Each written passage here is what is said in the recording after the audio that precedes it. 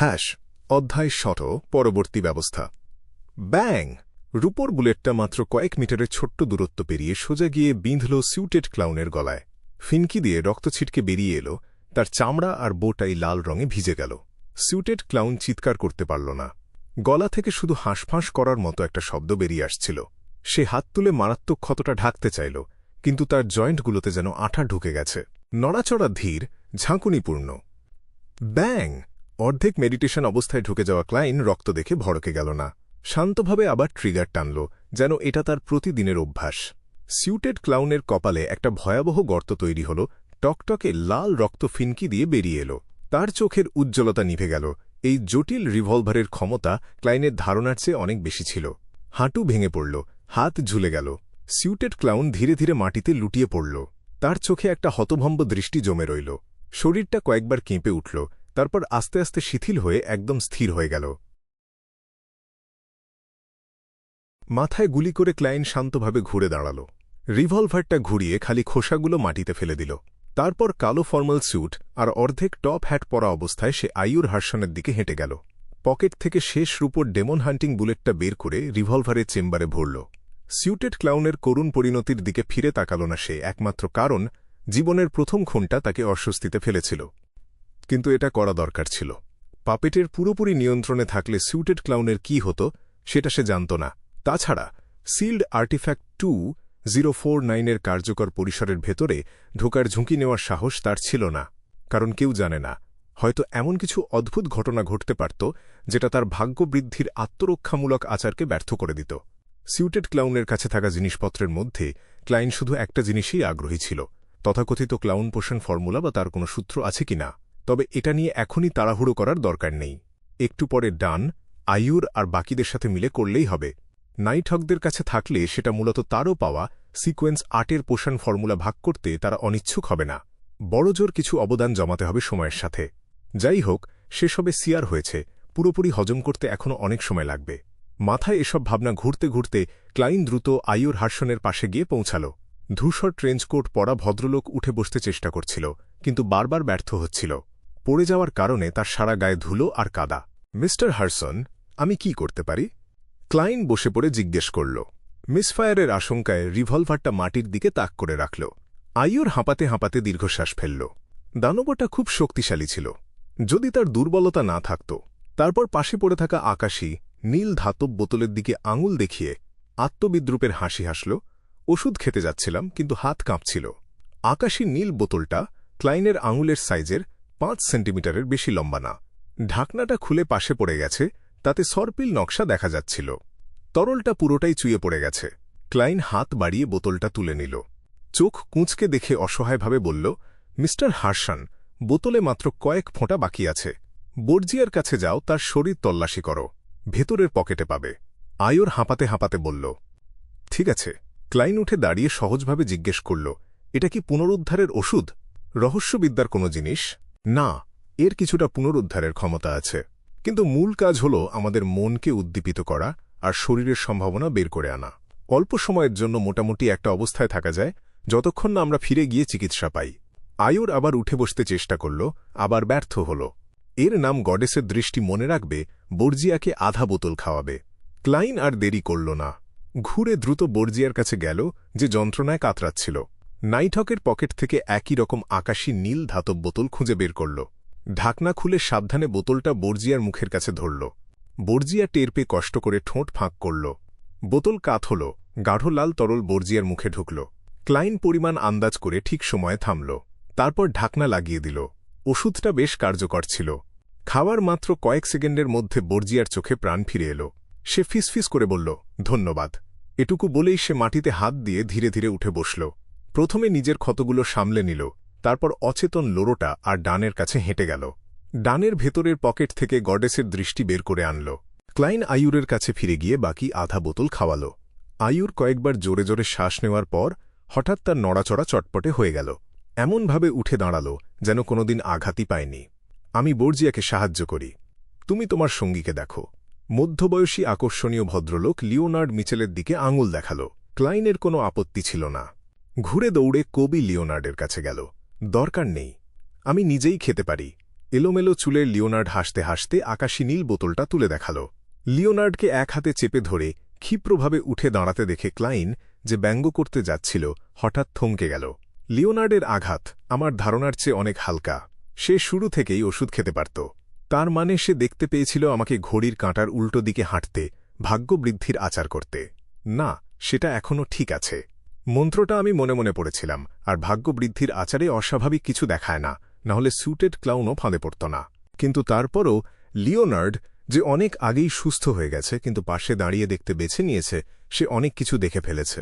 যেমন আমি 2049-এ প্রভাবিত হইনি, আর স্যুটেড ক্লাউনের ওপর আমার অতর্কিত আক্রমণ। ক্লাইনের চোখ সামান্য কুঁচকে যেতেই তার দিকে হেঁটে আসা লিওনার্ড পাশে এসে দাঁড়িয়ে চাপা গলায় হাসল। আমি আসলে তোমাকে বাঁচাতে চেয়েছিলাম, কিন্তু দেখলাম তোমার দরকার নেই। কিছু মনে করো না। এই পৃথিবীতে অনেক বিশেষ মানুষ আছে যারা সবসময় এমন কাজ করতে পারে যা অন্যরা পারে না, যেমন তুমি আর আমি। লিওনার্ড হাসতে হাসতে ক্লাইনকে পেছনে ফেলে হেঁটে গেল জেগে ওঠা ডান আর লোরোটার দিকে। আত্মমুগ্ধ ক্লাইন মনে মনে ভাবল, তবে অনেকটা স্বস্তি অনুভব করল। দেখে মনে হচ্ছে লিওনার্ড মিচেল বেশ কিছু রহস্য লুকিয়ে রেখেছে। গভীর চিন্তায় ডুবে থাকতে থাকতে বাকিদের সাথে জড়ো হতে গিয়ে সে দেখল ক্যাপ্টেন ডান গ্লাভস পরে অ্যান্টিগোনাস পরিবারের নোটবুকটা তুলে নিচ্ছে, যেটায় হলদে বাদামি রক্তের দাগ লেগে আছে। নোটবুকের মলাট পুরোটাই পুরু কালো কাগজে তৈরি। প্রাচীন আর সুদূর অতীতের একটা আভা ছড়াচ্ছিল, নরম হওয়া বা পচনের কোনো চিহ্ন নেই। ক্লাইন স্বপ্নে যেটা দেখেছিল তার সাথে প্রায় হুবহু মিলে যাচ্ছিল। তার এমনও সন্দেহ হল যে খুললেই হয়তো সেই জমকালো মুকুট পরাদ ফুলকে দেখতে পাবে। তবে শীঘ্রই সে বুঝল যে বাড়িয়ে ভাবছিল, কারণ ডান শেষবারের মতো নিশ্চিত হতে নোটবুকটা খুলে ফেলল। কোন খারাপ থাকায় ক্লাইন লেখা পড়তে পারল না, কিন্তু সে নিশ্চিত ছিল যে সেখানে জাঁকজমকপূর্ণ পোশাক আর চমৎকার মুকুট পরাদ ফুলের কোনো ছবি নেই। কোনো সমস্যা নেই।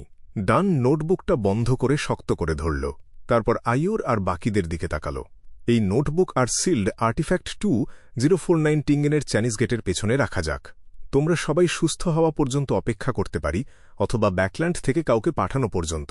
এটা শুনে ক্লাইন আবারও একটু হতাশ হল, কিন্তু একই সাথে স্বস্তিও পেল। সে অ্যান্টিগোনাস পরিবারের নোটবুকটা আরেকবার দেখতে চাইছিল। আসল ক্লাইন, ওয়েলস আর নায়ার মৃত্যুর কারণ বের করতে চাইছিল। কিন্তু একই সাথে মনে হচ্ছিল এই প্রাচীন জিনিসটা দুর্ভাগ্যে ভরা। এটা প্রায়ই বিপর্যয় নিয়ে আসে, তাই ছুঁতে সাহস পাচ্ছিল না। চার্চের সদর দপ্তরে পাঠিয়ে সিল করে দেওয়াটাই সবচেয়ে ভালো সিদ্ধান্ত। সে চুপচাপ স্বস্তির নিঃশ্বাস ফেলল। ঠিক আছে।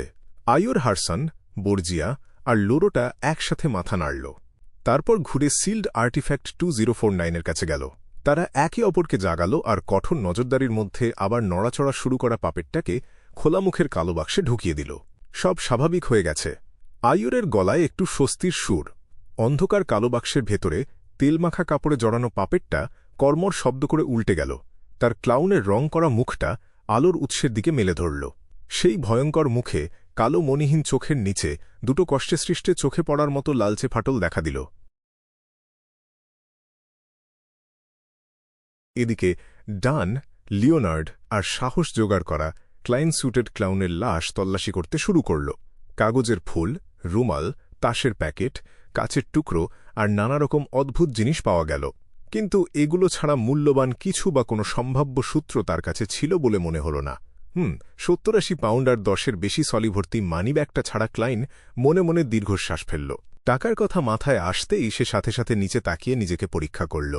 মুখটা আক্ষরিক অর্থেই ভেঙে পড়ার উপক্রম হল।